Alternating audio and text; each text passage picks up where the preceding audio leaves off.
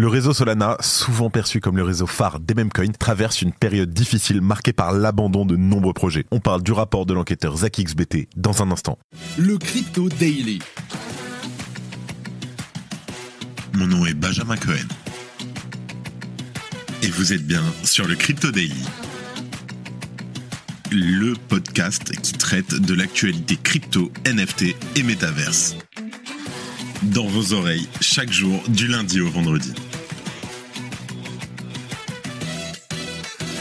Salut, c'est Benjamin du Crypto Daily et j'espère que vous allez bien. Et c'est donc notre actualité principale aujourd'hui. On parlera ensuite du discours pro blockchain du candidat américain Robert F. Kennedy, puis on évoquera le lancement du Layer 3 du Shiba Inu. Mais avant tout ça, et comme d'habitude, le compte du marché. Here comes the money. Here we go. Alors, le marché peine à reprendre des couleurs, le prix de Bitcoin est en très légère hausse de 0,19% sur les dernières 24 heures et se situe à un prix de 66 200$. L'Ethereum perd lui 1,45% et est à un prix de 3 160$. Le BNB est en très grosse hausse de 6%. Alors, ça explique parce qu'il y a en fait un nouveau launch pool qui vient d'être annoncé donc sur Binance. Et il s'agit aujourd'hui du projet Renzo Protocol, donc le ticker c'est EZ, avec un farming qui va débuter ce soir pendant 6 jours. Et on va avoir donc le listing du token le 30 avril. Donc le Renzo Protocol qui est un token c'est une narrative dont on parle énormément, mais de restaking et notamment de liquid restaking. Alors, pour ceux qui sont pas en courant, je vais prendre une petite seconde pour m'épancher sur les launch pool Binance. En stackant du BNB en fait sur Binance, vous allez avoir un airdrop de ce token. Donc vous ne le payez pas, juste vous bloquez les BNB pendant les 6 jours et après vous pouvez avoir jusqu'à 100, 200, 500$ effectivement en fonction du nombre de BNB. Moi en général, j'ai à peu près 30 BNB qui sont stackés, ça me fait facilement des 250, 300$ à chaque launch pool et j'ai rien à y faire. Donc c'est assez pratique, je vous invite à les regarder, on vous met tout de suite le lien en description. Juste, ceci n'est pas une collaboration commerciale, on n'est pas payé pour Binance pour vous en parler.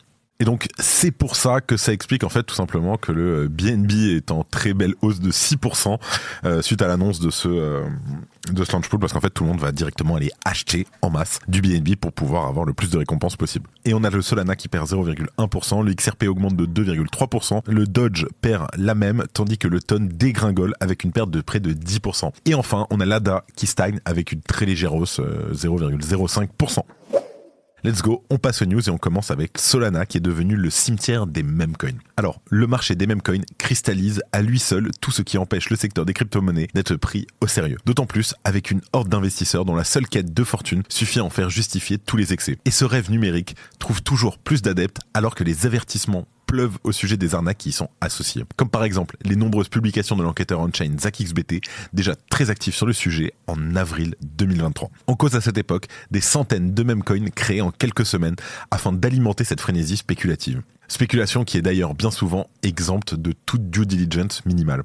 Donc c'est une situation qui ne tire absolument pas les conséquences de ces erreurs passées. L'actuelle période de correction est donc de nouveau devenue le cimetière d'une pelletée de ces jetons désormais implantés pour toujours sur le réseau Solana. Le tout avec un système de pré-vente qui est pourtant épinglé comme étant très risqué pour les investisseurs concernés. Il suffit par exemple de regarder le cours du memecoin Like, dont la courte existence se résume presque exclusivement à une bougie baissière de 99,2% de perte, bien sûr. Pourtant, ce projet avait bénéficié d'une opération de prévente record estimée à 52 200 sols, soit près d'un peu plus de 7,8 millions de dollars. Et le memecoin Like est désormais officiellement comptabilisé dans le rang des jetons abandonnés suite à la nouvelle enquête menée par ZachXBT. Et cela aux côtés d'une douzaine d'autres expériences avortées par leurs fondateurs, dont une n'a d'ailleurs jamais vu le jour. Un bilan dont le principal élément catastrophique est le montant total investi dans ces opérations de prévente de toute évidence hasardeuse. Parce que, il faut le savoir quand même, le pactole aspiré par les espoirs de fortune de ces investisseurs, malheureusement peu précautionneux,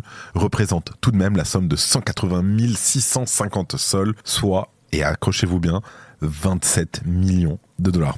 Et pire encore, ce montant astronomique ne représente que les préventes des 30 derniers jours identifiés sur Solana. Depuis, d'autres hordes d'investisseurs se sont créés ou déplacés sur des réseaux comme le Layer 2 par exemple, Base.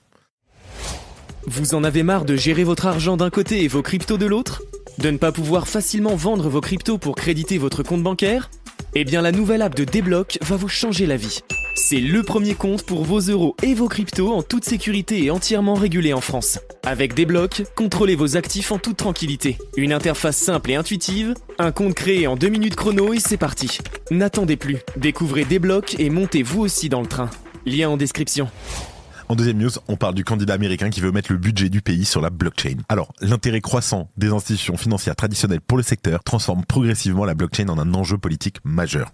Par exemple, les deux principaux partis politiques de Corée du Sud ont annoncé publiquement leurs intentions de ralentir la régulation de ce marché, infectant ainsi les 6 millions de Coréens détenteurs de crypto. Et en pleine campagne pour les élections présidentielles des États-Unis de 2024, le candidat démocrate Robert F. Kennedy Jr. a exprimé son enthousiasme pour le secteur. À noter qu'en juin 2023, Kennedy a révélé posséder environ 250 000 $ en Bitcoin. Récemment, il a donc souhaité une utilisation plus étendue de la blockchain lors d'un rassemblement au Michigan. Il déclare, je cite, « Je vais mettre tout le budget américain sur la blockchain. Chaque Américain pourra consulter chaque poste de l'ensemble du budget à tout moment. » En fait, ce que Kennedy souligne ici, ce sont évidemment les qualités de traçabilité et de transparence qui sont offertes par la blockchain. Et bien que certaines d'entre elles soient relativement centralisées, elles permettent de visualiser les informations originellement partagées et de détecter si elles ont été modifiées ou falsifiées. Et concrètement, rendre le budget du pays visible sur une blockchain pourrait permettre à toute personne disposant d'une connexion Internet d'accéder aux informations qu'il contient. Et si les fonds étaient utilisés de manière malhonnête, cela serait visible par tous, ce qui pourrait engendrer des scandales et dissuader les politiciens d'utiliser les fonds publics à mauvais escient. D'ailleurs, Robert F. Kennedy l'exprime non sans humour, je cite toujours.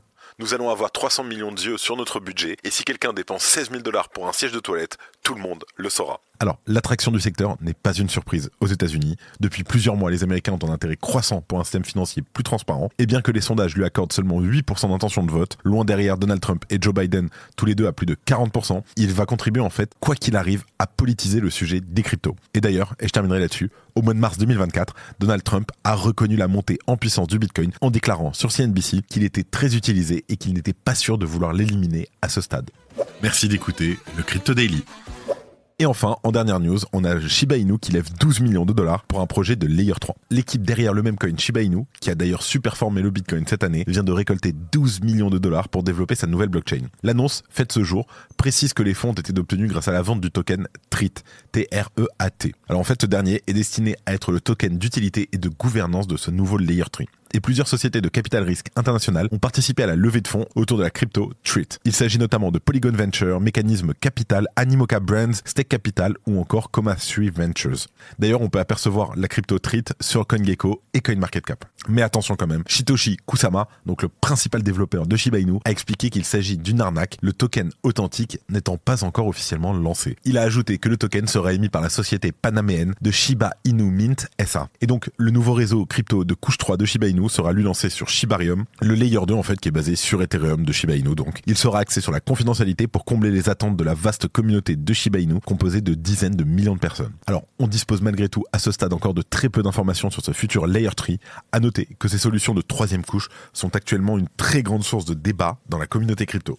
Considérées par certains comme la prochaine étape des crypto-monnaies grâce à leurs frais très réduits et leur scalabilité, elles sont parfois critiquées pour l'encombrement qu'elles peuvent causer. En tout cas, le nom du nouveau réseau crypto n'a pas encore été dévoilé, probablement quelque chose aux alentours, Shiba Inu, chien, etc. Alors, Satoshi Kusama souhaite aussi naturellement éviter une autre escroquerie après les faux tokens TREAT en circulation, mais il a quand même déclaré qu'un testnet de la blockchain de couche 3 devrait être lancé durant le 3e trimestre de cette année. Et d'après lui, la nouvelle blockchain sera conforme aux exigences réglementaires. Ce dernier point est quand même très important, tant les États-Unis sont devenus un territoire risqué pour les sociétés liées aux crypto-monnaies. Et je vous laisse avec Thomas pour les news en bref, et je vous retrouve juste après. Merci Benjamin et bonjour à tous. Et on commence avec le PSG qui veut renforcer sa présence dans le Web3.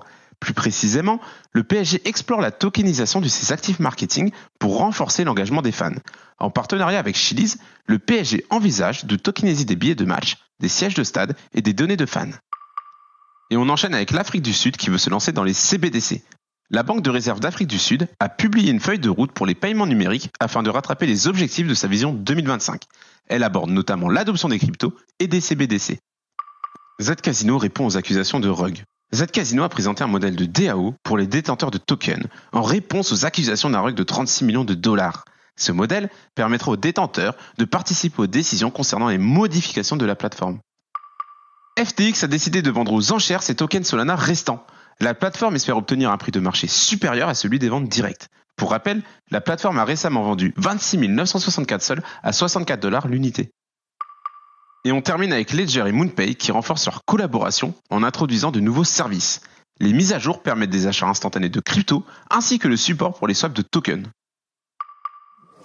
Et voilà, c'est la fin de ce résumé de l'actualité du jour. Évidemment, pensez à vous abonner pour ne pas rater le suivant, quelle que soit d'ailleurs l'application que vous utilisez pour nous écouter. Rendez-vous aussi sur YouTube, Twitter et LinkedIn pour d'autres contenus d'actualité exclusifs. Je crois que j'ai tout dit, faites attention à vous et moi je vous dis à demain. C'était Benjamin pour le Crypto Daily. Merci et à très vite.